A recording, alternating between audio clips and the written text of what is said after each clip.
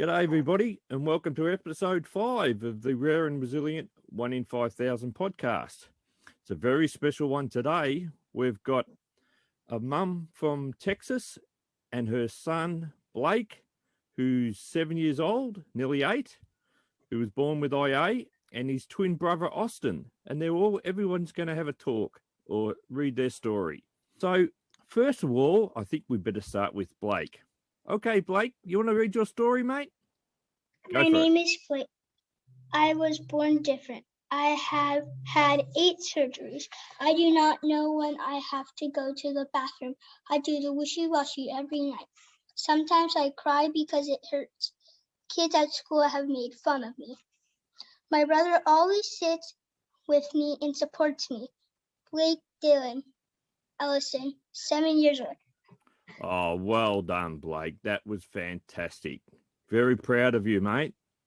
And now we're going to get Austin to read his story. No, it's a pleasure. Here's Austin. Do I go? Yep. My brother Blake has tummy problems. I sit next to him when he does the wishy-washy. I go to the doctor with him. I hold his hand and cheer for him. After Blake's spinal cord surgery, I brought him balloons. He's my best friend. Well done. I'm so proud of the both of you. You're going to be so famous. You're the first 2 boys to speak on the podcast. How about that? Yay, we're going to be famous. You're already famous.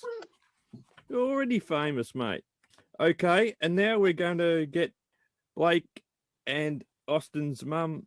Here's Amanda, and she's going to read her story, which is story number 76, page 158 of the book. Thanks, Amanda. A is for Austin, B is for Blake, C is for colostomy. This is the story of Blake, my sweet, kind, sassy, and goofy IA warrior. To understand Blake's journey, we have to start before he was born, because Blake is a not so identical twin. When I was around 8 weeks pregnant, my doctor said, "Let me show you what I'm looking at here." She turned the screen, and there they were, 2 little babies, 2 tiny heartbeats. Around 16 weeks, we learned that baby A and baby B were boys, and they were starting to show a discordance in size. At 20 weeks, the official diagnosis was in. The boys had twin-to-twin transfusion syndrome, a rare and serious condition that occurs when twins share a placenta. Abnormal blood vessel connections had formed, and baby B, Blake, the donor, was sending his fluid and nutrients to baby A, Austin, the recipient. At 27 weeks, concerns were growing about Blake. He was much smaller than his brother was. Anything over a 20% size discrepancy is extremely dangerous for both babies. "Did you know you're having contractions?" sonographer asked. I looked at her surprised. I'm having what? I assumed that contractions were the kinds of thing that sent women into fits of screaming rage, or at the very least, caused one to stop in their tracks and think, hey, this isn't right. But my abdomen felt tight, uncomfortable. I assumed it was just normal. They had me go to another room to monitor the contractions. Everyone seemed shocked that I didn't feel anything. And when my doctor viewed the report, I was sent immediately to the hospital.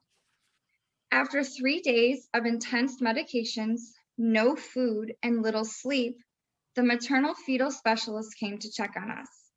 Within a few minutes, she said it was time. Blake's heart rate had dropped dangerously low. The babies needed to come out.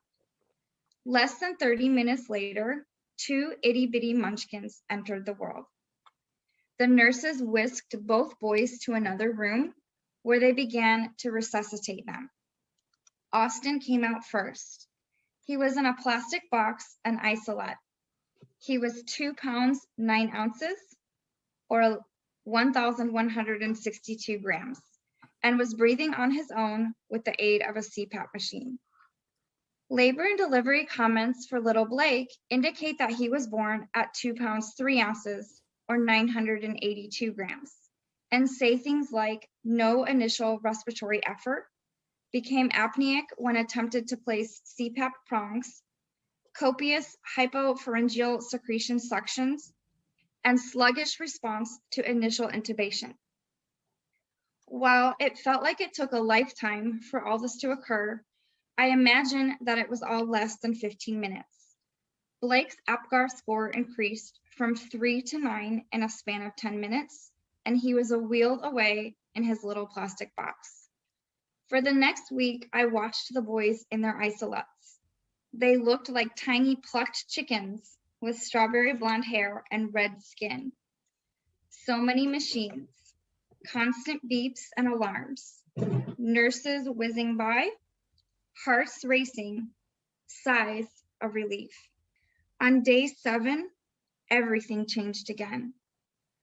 When we called to check on the boys before heading to the hospital, the nurse explained that something was wrong with Blake. He had not yet passed stool. The nurse attempted a glycerin suppository and was unable to pass a rectal probe. The nurse used phrases like, there was nowhere for the probe to go, rectal dimple, and lack of anal opening. I had never heard of this, but it was the second time in a week that my life would change forever. I had no idea what this meant, and for the first time in 10 days, I cried uncontrollably. When we arrived at the hospital, doctors confirmed that Blake had an imperforate anus. They could not say much more. He would have to be transferred to a different hospital down the street. A special ambulance, the Teddy Bear Transport, showed up within the hour. The team consisted of neonatal nurses, paramedics, and respiratory therapists. They carefully unhooked Blake from all of his current machines and reconnected him to their own. I stood there completely helpless as I watched everything they were doing and looked over at Austin, safe in his own isolette. My mind was spinning with despair. How would I be a good mommy to 2 babies in different hospitals?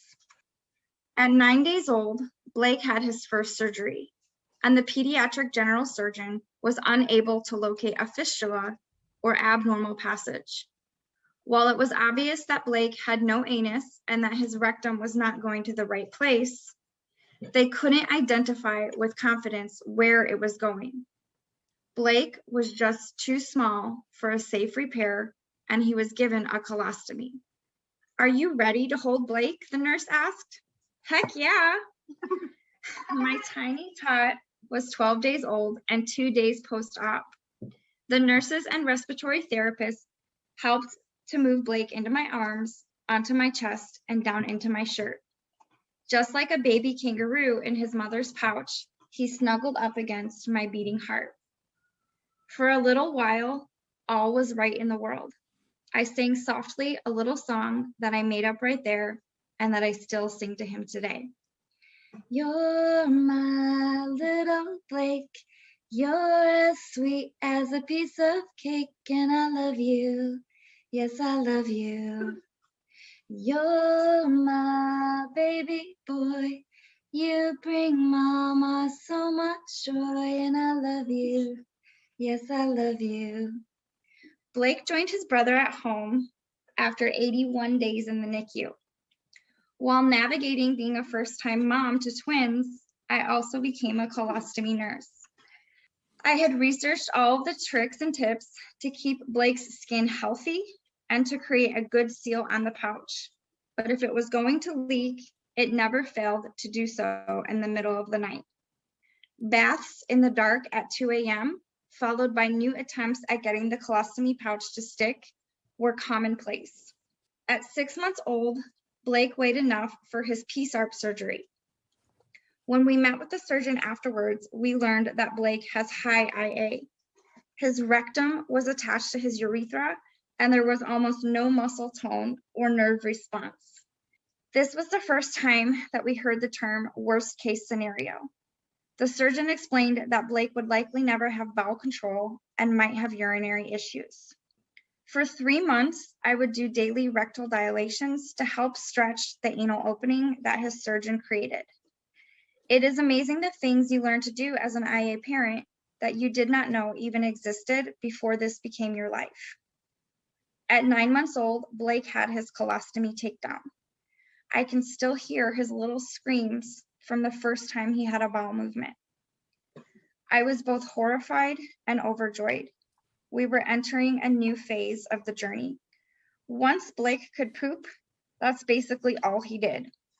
Unlike many IA warriors who battle constipation, Blake is hypermobile. He just kept pooping. I would go through 15 to 20 diapers a day trying to keep his skin clean and dry, but he still ended up with horrific rashes and wounds. I had to make my own wipes with only water because even the all-natural and sensitive brands would lead to a blood-curdling scream when I tried to wipe him. We started seeing wound care specialists who helped me find special skin barriers and ointments to protect his degrading skin. Blake also developed a mucosal prolapse that served to amplify the skin irritations. He had an anoplasty done at about 18 months old to repair the prolapse, and thankfully, he has yet to have problems with this again. When the boys were 2 years old, we moved to the Rio Grande Valley in South Texas.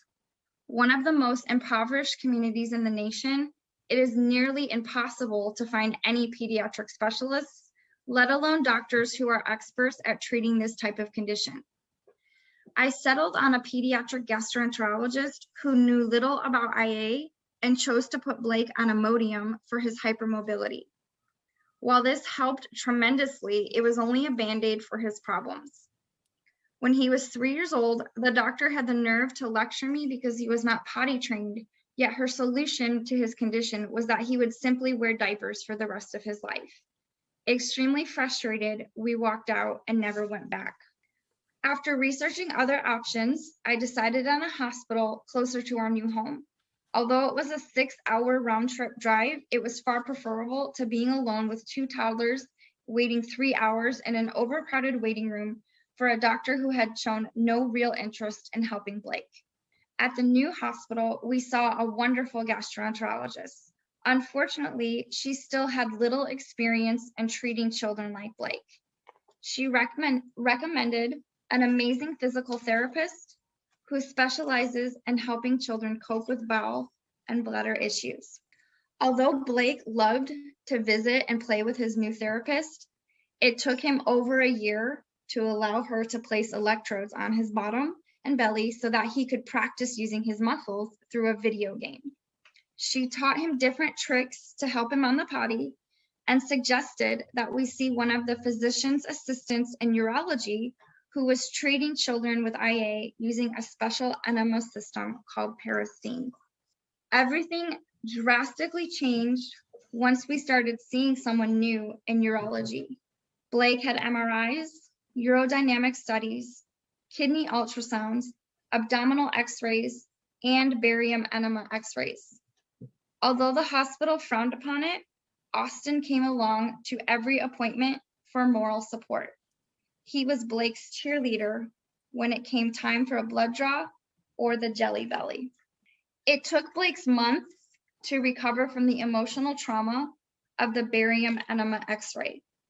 I almost wish I had recorded it because my little boy turned into the Incredible Hulk once they inserted the enema catheter and taped it to his skin. We needed 6 adults to hold him down to the table while he screamed and cried, windmilling his arms through the air. The MRI and examination revealed that Blake had a tethered spinal cord with fatty lipoma, as well as an undescended testicle. At 4 years, Blake had his 6th surgery, an orchiopexy, to repair the testicle.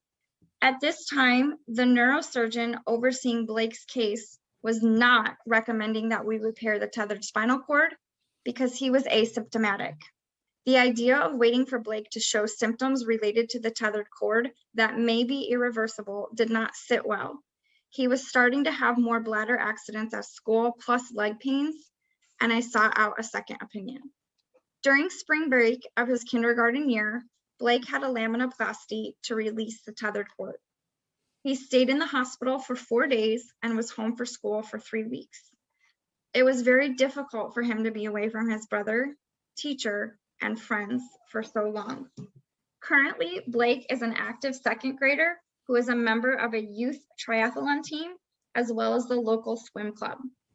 He does high volume enemas every 24 to 36 hours to stay clean and takes medication for bladder control. He's finally out of pull-ups and wears special underwear. Sometimes he throws them away, which drives mommy crazy.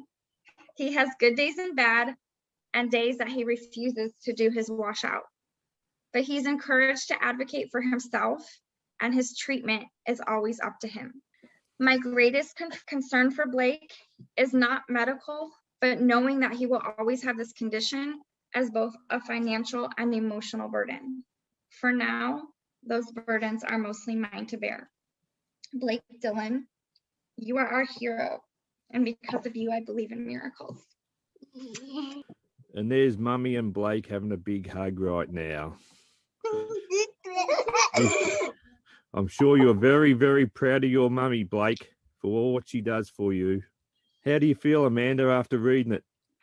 Good. I read it before we met so that I could get any emotions out. Nice. Blake, do you know we are very much alike? We both have a special tummy, and when I was your age, I was doing wishy-washies just like you. What did he say? He used to do the wishy-washy too. So you and I are just like brothers, mate. Do you still do the wishy-washy? No, but I still have to take medication like pills. What was that, Austin? I missed that part. So it doesn't last forever? They were doing the wishy-washies. The wishy-washy doesn't last forever. No, they didn't for me, but we'll just have to see. Everybody's different. So, Amanda, do you want to just, since you wrote the story, it's about 6 months ago now, how's Blake been and what's the latest? He's doing well. So we do have to do the wishy-washy every day. On Friday, we take a break, and so he gets to skip it and relax. That's kind of his special little thing. So on Saturdays, we usually have to do it a little bit earlier, just to help him out. So we actually did it right before this chat. He definitely doesn't like it, obviously. But he knows, right, that it allows him to do the things that he loves, like swimming, helped him out a lot at school. He doesn't have accidents anymore. Unfortunately, right now, we're having a battle with insurance. So I'm having a difficult time getting him new supplies, and we're having to reuse them. I hear all these horror stories about the American health system with insurance and things like that. It's just incredible what you have to deal with. So what's happened with the supplies? So basically there's one manufacturer for the enema system. And I guess the way that it works, that the manufacturer only distributes to one supply company in the state. I don't know if other states have multiple companies, but in Texas, there's only one company. And they were recently bought out and merged. And so my insurance now considers them out of network. And so I haven't been able to order the supplies. They are working out a new contract, but it hasn't been resolved yet. That's just inconceivable to me. To have like how important they are for Blake's welfare and for other kids. And it's just incredible. I can't believe it's been really hard. Fortunately, I had a lot stored up because last year during lockdown and when they weren't going to school, we weren't doing it every day. So I would do it every other day, but I was still ordering it monthly. So I had the supplies for every day. I was giving him a break. He was having accidents, but it didn't matter because we were home. So we just, dealt with it and took care of it. So I had a bunch, but I have not been able to order since February. So now we're at the point of reusing them. That's so, I don't know what to say. That's it. when the lockdown was happening, how did you find it with Blake? How did he find having the break from doing the enema every couple of days? Even though he was having the accidents at home, it wasn't at school. Did you find, how did it affect him emotionally? Was he a lot more relaxed or not as tense or anxious? Oh, for sure. No, he was definitely happy not having to do it. When we had to go back to doing it every day, I had to, kind of work with him on a reward system again to build him back up to doing it daily. So we would have like an allowance where he would get money for video games every weekend to encourage him to do it every day. Yeah, and it must be hard being 7 now. It's different when you was a lot younger, and with Austin not having to go through it, but it sounds like they have an incredible relationship and Austin's there for him all the time. Mm-hmm. But he knows, I mean, it's hard and it's sad, but now that more kids are coming back to school, there was this one kid who used to pick on him last year for wearing pull-ups, and he was in the bathroom with that little boy, and that child saw that he was wearing underwear and I think said something to him. Not really mean. I mean, they're little. They don't, they're only 7, so they don't understand. No. And Blake just kind of ignores them and didn't really say anything to the kid, but I think that helps him want to keep doing it because he does know that it makes him more normal. Yep. Oh, look, I know when I was his age, I was the smelly kid at school and I was having accidents, and it's very difficult, but I know myself, all I wanted to do was feel normal. And by doing the enemas, and you can go through days without having accidents, that's a bonus, isn't it? Absolutely. And how are you coping with it all now? You've been through a rough trot by listening to the story and reading the story and by talking to you. I know it's been a battle at times. How are you coping? I'm good. I mean, it's hard having to put him through that every day, knowing that he doesn't want it, and sometimes having to battle with him a little bit. But it's definitely crazy how far we've come. I read this, and obviously it's very emotional, but I can't believe like how much progress we've made, and that we, do have a system and a solution that's working for us, because there was a time there that I thought, we wouldn't. I really thought like the answer was just he's going to be in diapers forever. So it's good to know that we have something that helps him. That's great. I know people listening to this might ask this question. Have you considered him alone, the ACE? Has that been brought up in any discussions so far? We have, and it was probably after he had the PSARP surgery, and the surgeon realized how bad it was. He had mentioned it even then. So Blake was only 6 months old. And he had told us, he's going to need this one day. And so, of course, I researched it and stuff. But then kind of the longer we went without it, at this point, I'd really like it for it to be his decision. Yes, I can totally understand. I don't think he's old enough to make that decision. And I know if I told him he was going to have surgery and it's your decision, of course, he'd say no. Yes.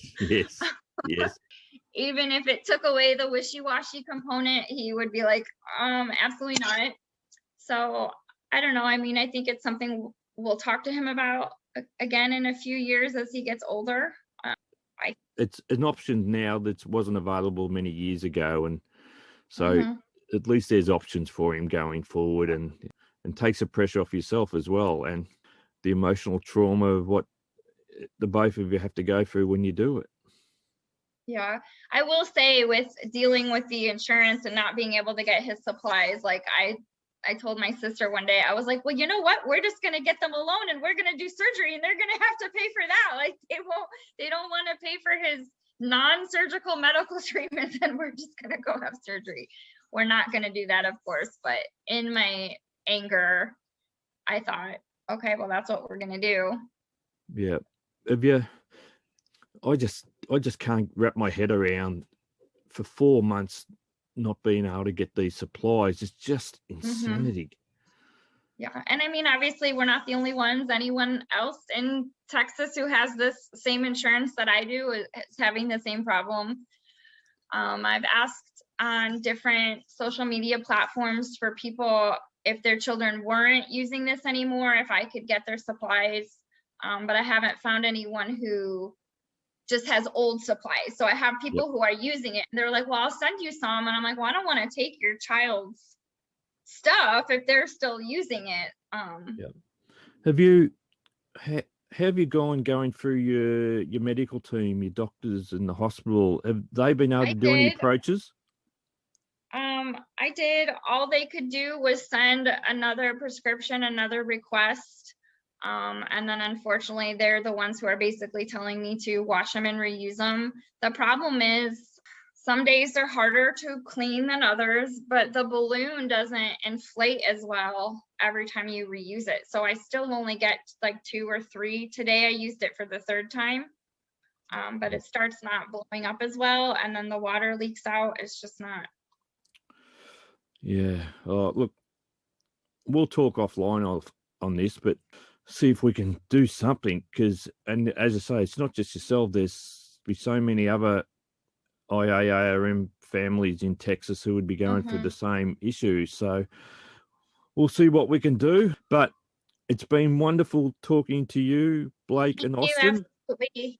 I'm full of admiration for what you've had to go through, and to see how the boys are such happy, smiling, active kids. It's wonderful. And it's going to give so much hope to so many parents of little boys or little girls who are just starting the journey now, to see that you can make it through, even though it's difficult at times, but you can go to school, you can do all the sports, and as long as you got the right network behind you. So it's been a pleasure, Amanda. Thank you so much. Thanks, Amanda. Bye-bye. Of course. Bye-bye.